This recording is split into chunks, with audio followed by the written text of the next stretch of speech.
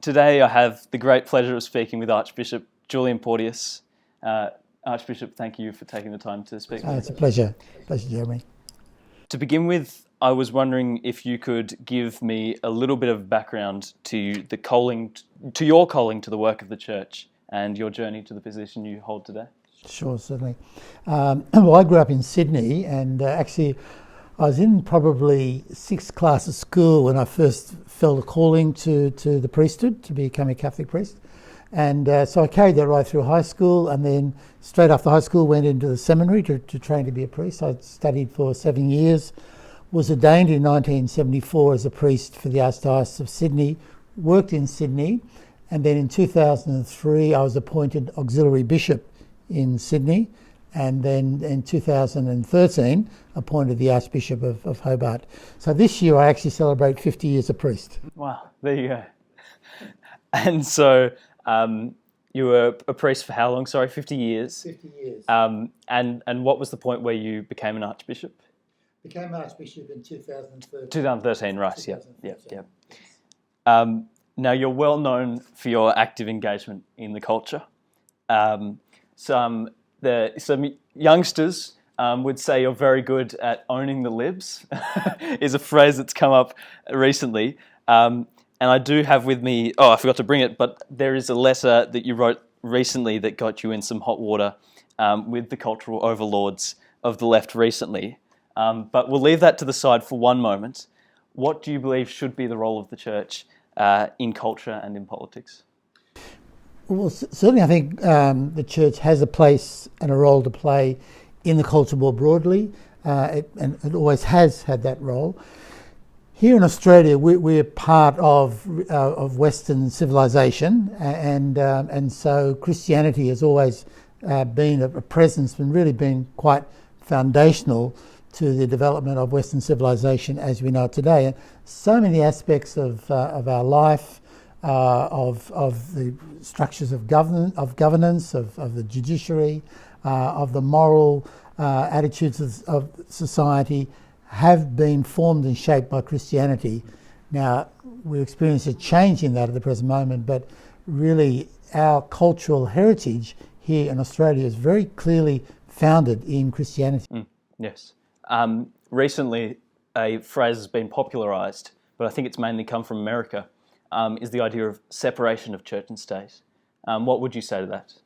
Well, I would agree there is a separation of church and state. We don't seek to be a theocracy when it's not the church then takes over the running of the state, as is a Muslim concept in places like Iran, for instance. No, we would say no, that there is clearly a separation, and it always has been that.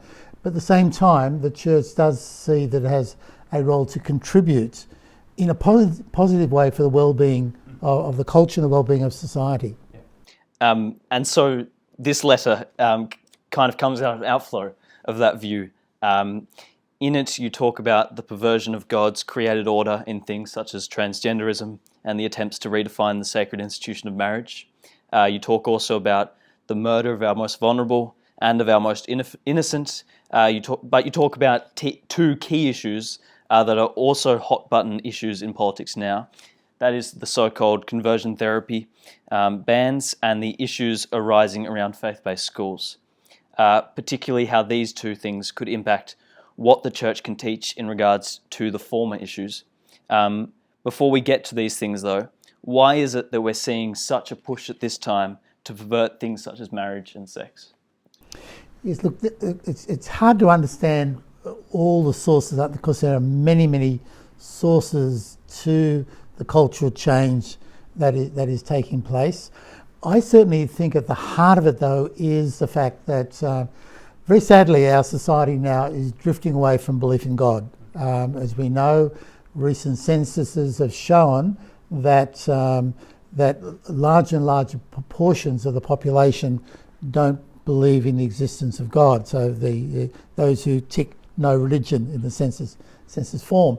So I think this is a key thing when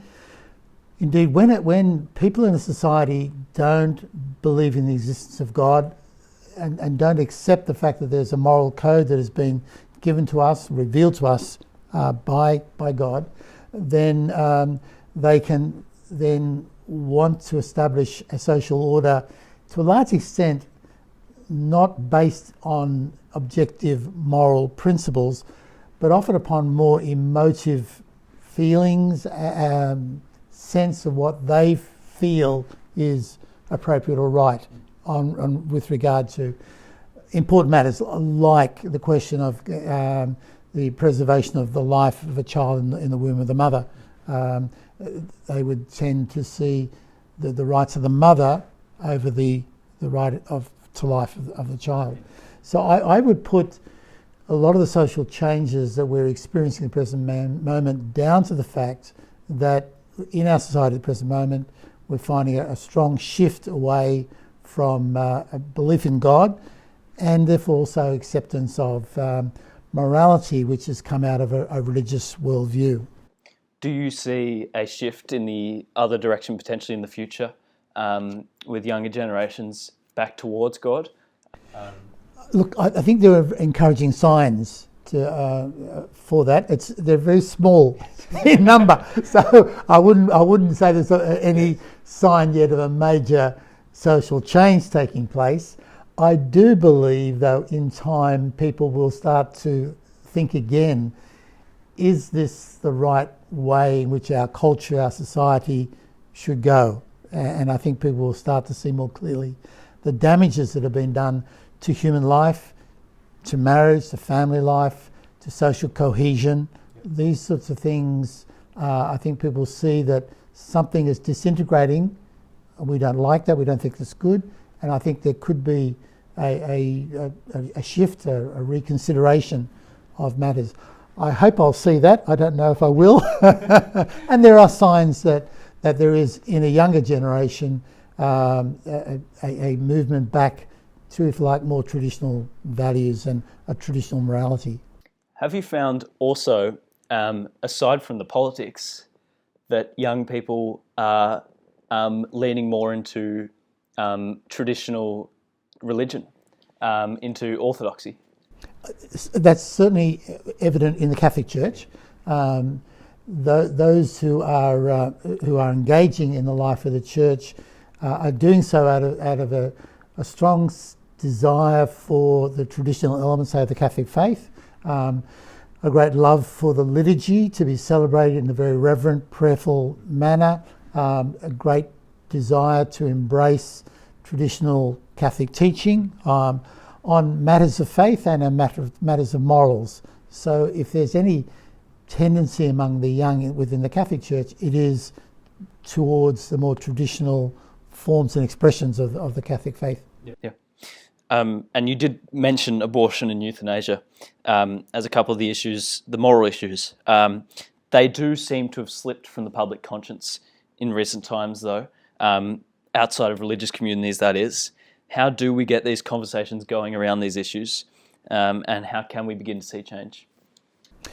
I think I recently was asked to speak at a pro-life rally in Sydney. There's an annual one organised through the Catholic Church, and I was asked to be the speaker there. and I said that probably in the present moment we can feel like we're like a John the Baptist. We're a voice crying in the wilderness and not much resonance in the society. But I said there that it's important for us to continually express our belief in the wonder, the beauty, the dignity of every human life. I think we just have to keep saying that, because I think people deeply know that. They know that's true. They know that's right. And I think I think the voices, even if we find we don't seem to have much take up in the society, I think we have to keep the voice being spoken, the truth being revealed. We need to keep speaking in favour of the dignity of human life. Yep. We are entering a time which it is more difficult to speak according to traditional values. We will talk about conversion therapy and faith-based schools soon. Do you think we could be entering an age of persecution, minor though it may be? Look, I think that's happening. One of the things is I find very disturbing growing up, being Australian and loving my country, is the fact that we can't seem to have any civil discussion on important matters of that affect the social and moral life of our society. That there's a push often to shout down anybody who seems to be saying something different than what people would want to see our society move towards. And I think that's a great shame. We saw that very clearly in the marriage debate, that the fact that those who did want to say no to changing the definition of marriage were shouted down. Their events were being cancelled. The opportunities of having public expression of their beliefs and views were being denied. That's not healthy. It's not healthy for our society. It's not healthy for democracy.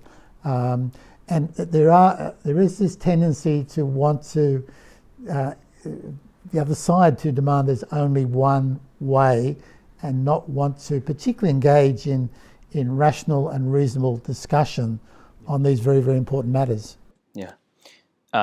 In your letter, you talked about conversion therapy, or so-called conversion therapy. What are your fears with the proposed legislation as it stands currently? Look, my concern is that I don't believe that there are coercive measures being used at all at the present moment in terms of people being somehow forced or controlled in changing their views or their behaviour on matters of sexuality. I don't think that exists. I think it's this idea that conversion therapy laws are needed to protect people from these things. I don't think it's necessary at all. Having said that, my concern is, and I think in particular with regard to the whole question of gender and people wanting to transition from one gender to another, these laws could, I think, very much prevent parents from being able to engage in conversation with their children on these matters. That the law would be such that everybody has to allow the child to take the course that they feel is for themselves. I think that's very, very dangerous. And I'm very concerned about the rights of parents to be able to advise and guide their children. So that's one expression. I think also there's a danger that that churches, that ministers of religion can't advise. Somebody comes along and talks to a minister of religion about their concerns, say in relation to homosexuality or whatever, struggling with it, trying to work out what's right and what's best for themselves.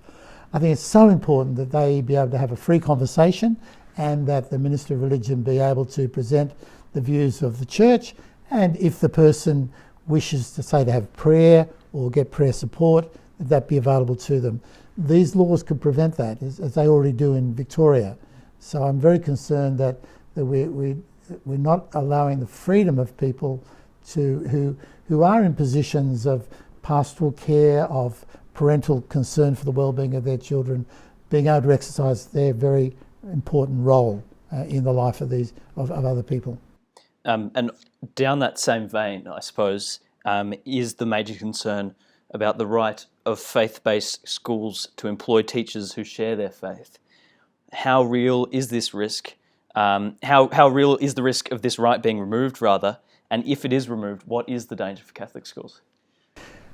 I'm particularly concerned about this at the present moment, and that's what actually prompted the writing of the pastoral letter, which I addressed all the parishes in Tasmania as Archbishop of Hobart, and also distributed it to the schools because it directly impacted schools. The present moment, the government is considering in the next month or so of removing protections that currently exist in federal legislation, which recognise the right of Christian schools, faith-based schools, to be able to select staff and be also able to establish that the school operates according to the beliefs and tenets of the particular religion. Now, one of my first points about this is that people choose to send their children to a faith-based school because they believe the faith-based school has something particular to contribute for the formation of their children. Therefore, it's a freedom of the parents in terms of making a choice, and they really have the right to ensure that the school is able to provide the environment of faith, the teachings related to that particular faith, for the good of their children. If these protections are taken away, the schools would not be guaranteed of being able to do that. That they would have no right in the choosing of staff, and if staff or students themselves took public positions at variance with the teachings and practices of the faith-based school, then the school would have no capacity to be able to address those issues. I think, in effect, it threatens the very identity of these faith-based schools. I think it's a very serious matter, and that's what prompted me to write the letter, because I believed that parents, firstly, in the schools needed to be alerted to the fact that they could find that the schools were no longer able to be the schools that they expect for the good of their children.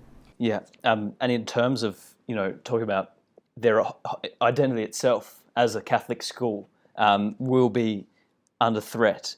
If that does happen, is it a potential option that Catholic churches will cease to exist in Australia, or is that potentially too far? It's very hard to know the full implications, because if these protections are taken away, it not only affects schools but affects all agencies, hospitals, aged care facilities, social services, everything. None of the works of the church, which have always been of such vital importance for the welfare of our society, our society has depended so much upon the churches to provide a whole range of services inspired by their faith. So all of these then would come under question, that they couldn't be who they're meant to be.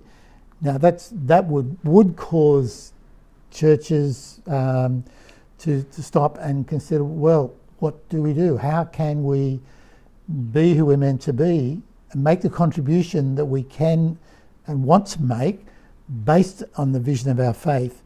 How can we continue to make that if we're denied the right to employ and engage people and even present what we believe is the true nature of the human person? So this would cause, I think, a major crisis for the churches going forward, and all the various agencies and services that they conduct in society. Has there been much communication between Catholic schools and other faith-based schools as well, other Christian schools, or? There has. There's been, at the highest levels, there's been engagement with Catholic schools and the Christian schools associations and so on, because there's equal concern across all and also Muslim schools and Hindu schools, and they're all affected by this. So and faith leaders have made interventions with the government on this issue in the past. Yeah. Now, we talked a little bit about same-sex marriage, this sort of stuff, a bit before, and they are still, the Catholic position hasn't changed for a millennia, because the definition of marriage doesn't change.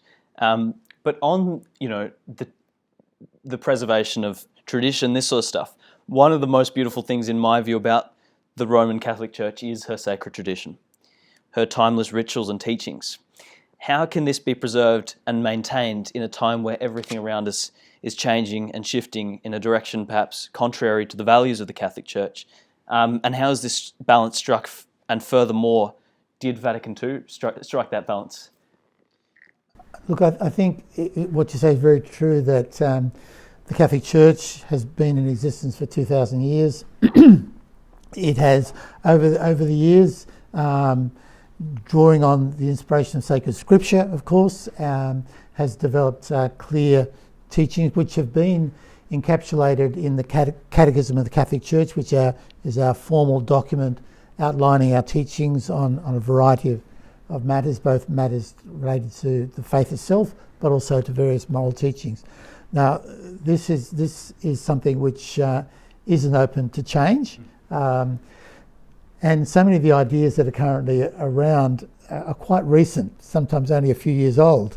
You know, when you think of things like gender dysphoria issues, in terms of taking an approach of affirmation of children want to change their gender. So I believe the truth of the Christian tradition will be maintained. It can't change, and it will still be there, whatever may be the vagaries of a particular time in our cultural history, say here in Australia. I do believe, as we said before, that in time people will see that some of the approaches that have been taken at the present moment are not healthy for human life, not healthy for family, not healthy for society, and will seek to bring about some correctives. But the Church has a tradition.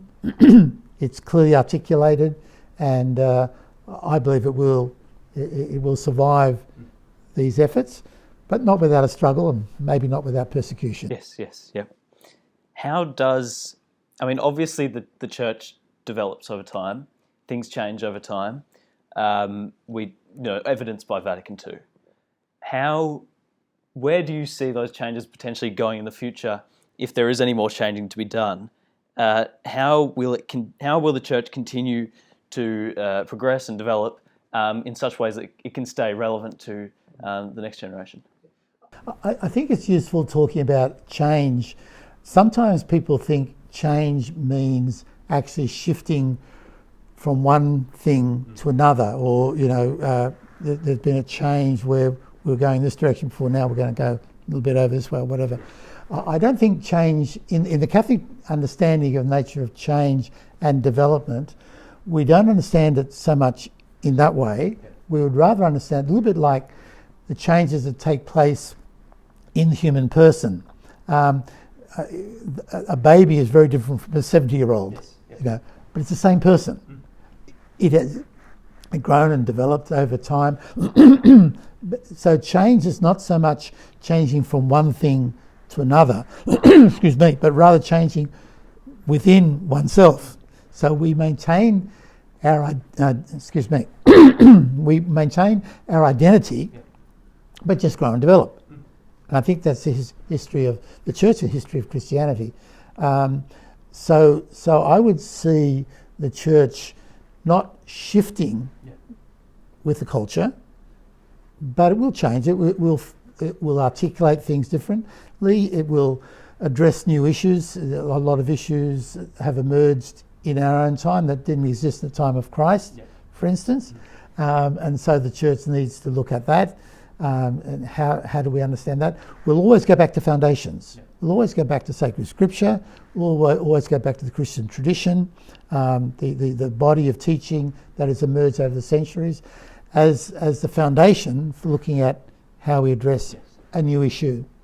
Now, we may articulate our position a little bit differently. We may nuance how we express things in the light of circumstances, but we don't change the essence of who we are and what we believe, but we may change its articulation or address new particular dimensions that weren't in existence before.